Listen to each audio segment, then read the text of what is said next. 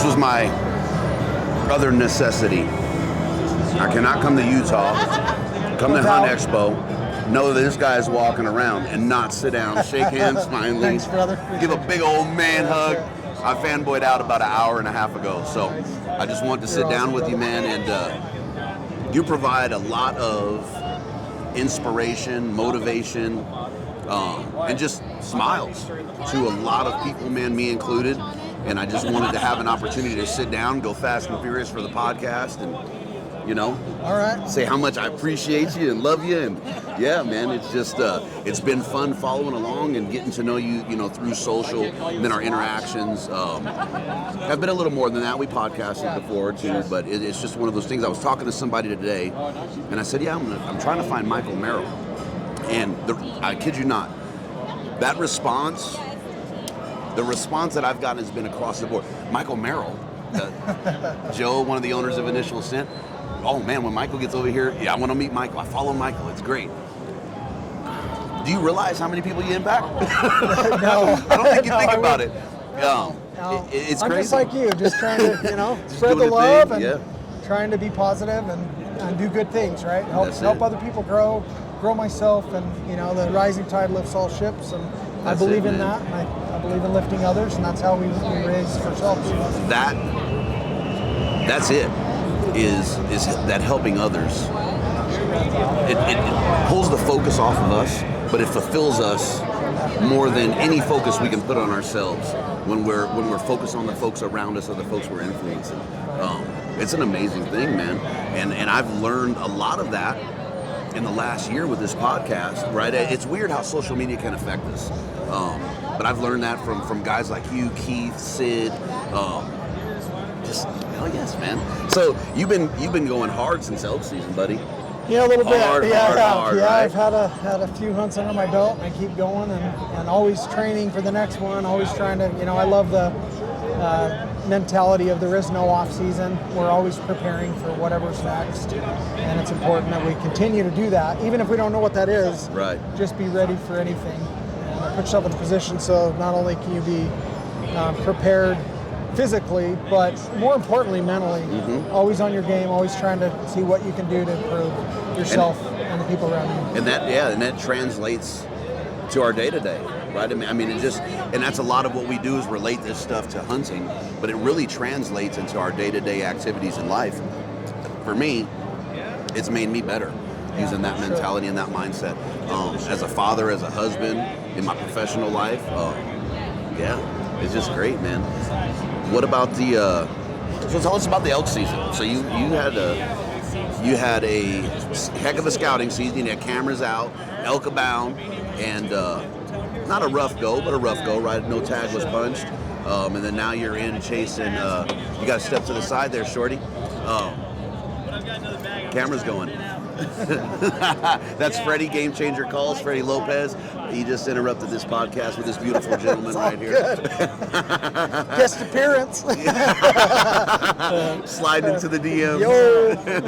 It's all good, brother. Oh, you're man. fine. All good. So give us a little bit about the elk season. Take us through that a little bit.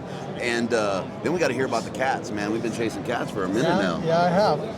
All right, well, so for the elk season, as you know, put a lot of preseason scouting in, got cameras out. I had a couple dozen plus.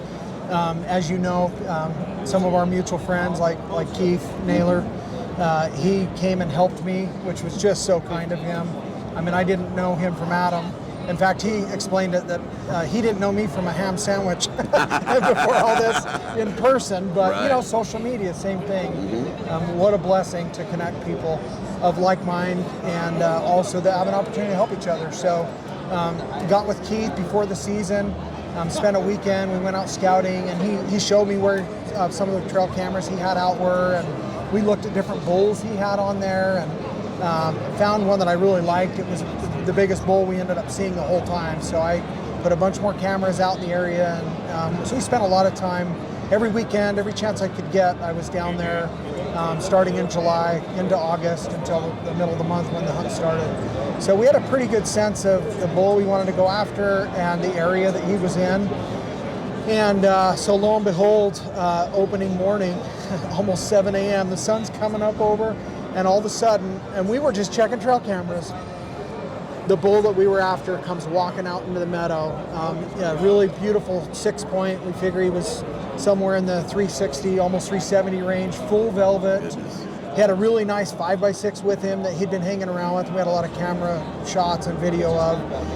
And he was about 90 yards and 80 yards and 70 yards, and we're ready. We're behind a tree. He doesn't know we're there at all. And so I was prepped and ready. I had been shooting a lot, hiking, running, shooting, pack runs. I mean, everything I could do to be prepared for that moment. And ended up, getting my bow drawn back. Anyway, the elk was kind of moving, and the guy that was with me, that was helping me, Jordan Lee with Relentless Guides, who you've connected with also, great guy. He was kind of talking me through it and actually filming that shot, and also just the experience going on. And we figured he was about 67 yards. I had my slider pin on, so I had longer range available. But because he was walking in, I dialed my sight. I just left it on 60 because I figured he was going to come in closer than that. And ultimately he didn't. So I held a little bit high and felt great, released the arrow, and I had a lighted knock and watched that thing sail. It looked like it was going right to the pump station, and I was just so excited. I thought, I'm just going to get my bull, like no big deal, right? The hunt's been going 5 minutes, and I'm just going to get this bull and bring him home. And of course, it doesn't often work out where it's too easy like that. No, but we anyway, always think it is. The arrow, right as it got close to the bull, it just kind of dropped and dove right below him. Probably shaved some hairs. I mean, it was that close. And what we found out later is it actually went straight into a log behind him, made a loud knock, which that's what spooked the bull. He didn't know what was going on. He wasn't alerted to our position or presence. He just heard something hit that log. So he took off and stopped at about 90 yards. I elected not to try and launch another arrow or anything. I felt like something was off with my bow or my shot. I just didn't know. Right. So I didn't want to wound him or have an issue that way. So I just thought, let's not spook him out of here. Jordan said, he's not scared. Let him go. He'll come back.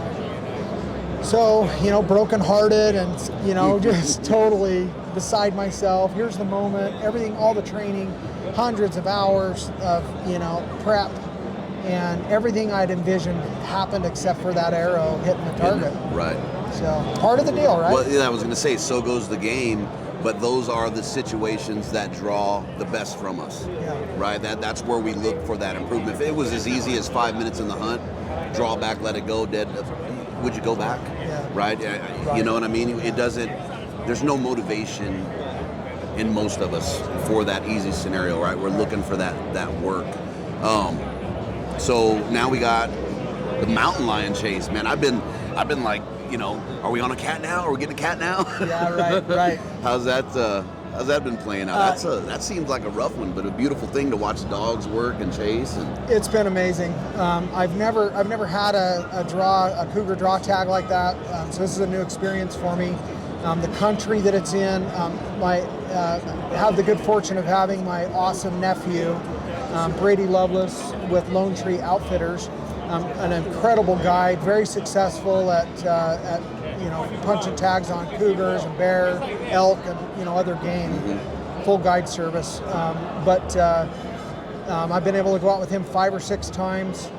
Every time we've gone out, we've found tracks. So we find those tracks ourselves, leave the dogs in the truck.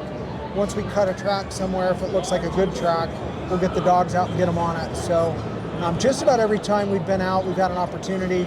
We've let the dogs out 3 of those times, and we were able to get cats in the tree each of those 3. So that's been awesome. We ended up, one of the toms we treed was a pretty good tom. We figured he was maybe around 140 pounds. We're looking for something just a little bit bigger. What's a little bit bigger? About 160, 180 pounds is just a monster. And so that'd be great. And there are cats in my unit like that. We feel like we've been on 2 tracks of cats that are probably caliber. In that caliber and range. Unfortunately, we've cut those tracks, we've followed those tracks, and what's happened is as we've hiked through some really steep and deep. I mean, we're talking sheep country, like some pretty crazy stuff, up to 30 inches of snow, and pretty rugged terrain. And it's everything I love about hunting. It really gets me going. I don't want to tree a cat 200 yards off the road somewhere. Like I have no interest in that. So I'm ready to work for it. I'm happy about that. But both times that we've gone in on these bigger tracks, the lions have gotten crossed up with a female that crossed over their tracks, and so the dogs ended up getting off on the fresher track, which in both cases was a female. Okay. We've treed both of those. The last lion we treed was, Brady said, was the largest female he's ever treed. He's been doing this a long time. So it was a big cat, but it's just not something we're after. So we let her go, and pulled the dogs in and hiked back down. And so we've braved the hail and the snow and the weather and the steep, and it's been amazing. So how is that, right? So California, you can't hunt cats. To have the apex predator in a tree and you're 20, 30 yards up staring at it, even a female, that has to be the rush of a lifetime. Yeah. Has to be. It's an out-of-body experience. You, especially the first time. The first time you're there, and he's like, there's a cat, 20, 30 feet away from your face, and they are staring a hole through you. I mean, it's not cool. The way they're looking at you, it is not cool. But knowing, again, being with a guide that's got a lot of experience, the dogs that are very experienced. I mean, the dogs were literally climbing 10 feet up into the tree. That's these amazing. hound dogs trying to get to this cat. Well, I've seen them go out on limbs. Oh yeah, That's insane. They're like a cat. But that's one of the things that everybody that I've talked to about cat hunting says that's the thing that they appreciate the most is the work ethic and the ability of the dog to do what they do. Yeah, it's special. It really is. I mean, it's a very unique and interesting experience, and to see the love that the houndsman has for those dogs. And again, just like a parent or anything, sometimes you're scolding and also you're praising. You're rewarding also. I mean, just the way that they're managing them is almost, it reminds me of me with my kids. But to watch those dogs value when they get that praise and want to do a great job for their master, for the owner, and for the other dogs in the pack. I mean, they're working together. It's a really special thing to watch, and I've really appreciated being close to that and get a sense of that. Yeah, that's what Chad Bracken is a guy out of Wyoming, and I don't know, I want to say it's 2018, dude. His mule deer was just phenomenal. I mean, just this crazy. That's how I met Chad. It's just this monster. I mean, stupid. I have to send you the picture. I forget the score. I'm not a score guy, but he started hunting cats. I think that's all the dude's hunting now. He got hooked in it so bad that he went and got a dog from a breeder and was training the dog. And I mean, it's just like, wow, I mean, this guy is just all about cats. Yeah. And he said there's nothing, he told me there's absolutely nothing he's ever done that's like it. Yeah. And he's hunted from, where he is from in the East Coast to, everything he can hunt Western. Yeah. And he just said it's phenomenal. I'm excited to, at some point, get to do it. Being a California resident, it's pointless. I can't even take hide or meat or anything back. So I have to get out of there before I can actually experience it.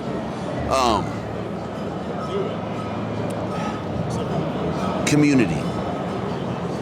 And this is something I kind of reserve for the hope to sit down with you. Because I know this is going to make me smile. The importance of our community and being involved in our community as hunters and supporting and showcasing our community positively. Give me some of that, because I don't know a better source, at least what I would consider a better source than you. Well, I appreciate that, and I think that for me that's the draw. It's not, I think just like you, my goal is to be additive. I want to help make that better. I want to be somebody who helps raise that level and helps lift somebody else up and motivate somebody else to be their best self. And it's not about being better than anybody. I mean, my competition is in the mirror. That's it. Every morning, that's the guy I got to beat. I want to be better today than I was yesterday. Sir. And tomorrow, I'm going to kick myself today's butt, right? That's and right. that's the goal, right? And that's it. why I run. I mean, I started that journey back in 2015, set a goal, went from no running to 1,000 miles in a year. And, last 2 months, every time I ran, I went at least 10 miles. I mean, these are things that it was almost scary to me. Like, that wasn't me. I'm not a runner. I mean, that was my thing. But I got to a point where I was able to be comfortable saying, I like running. I mean, I'm a runner. But the purpose even behind that, it wasn't running or not. It's not the act of running that I love, it's the benefit and the fulfillment that I get from the experience doing it. That's why I trail run. I want to be out in the elements. I want to be where, in God's creation and enjoying what's around me, the beautiful things that, if I'm in my, 9 to 5 down in the city and in my truck and driving around and, in society and running to Walmart and doing the things that people have to do every day in our society, that's all just kind of what it is and kind of the necessary evil of, existence Life, in society. But I want to get elevated above that. I want to get away from that and have at least a piece of me that gets to go out and experience what's around me. This community represents that for me. It represents a place where I don't want to come and rest. I want to come and work. I want to come somewhere that I can grow and enhance the existence that I have in the rest of my day-to-day life. And this does that for me. It gives me fulfillment. More than anything else, I think, helping somebody else learn to enjoy running or learn to be more fit or learn to smile a little bit more. I mean, that's special. Yes. Right? Anybody can, sell stuff. Anybody can, people can find different ways to make money. I mean, there's all kinds some people are gifted athletically or have other talents that they're given in life, blessings from God. And those are wonderful, and those are things we should magnify. But when you take something that is, small or maybe not natural to you, and you find a way, despite and against all odds, and a lot of times, despite what others may tell you, well, you can't do that, or you're not this, or there's no way you'll ever be that. The fact that we can get in there and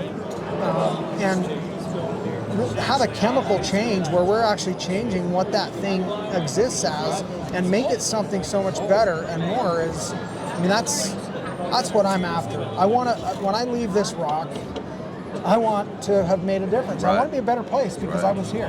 That's it, man. That is it. I don't know that there's another person that could have answered that the way you did, man. I swear to you, buddy. I swear to you.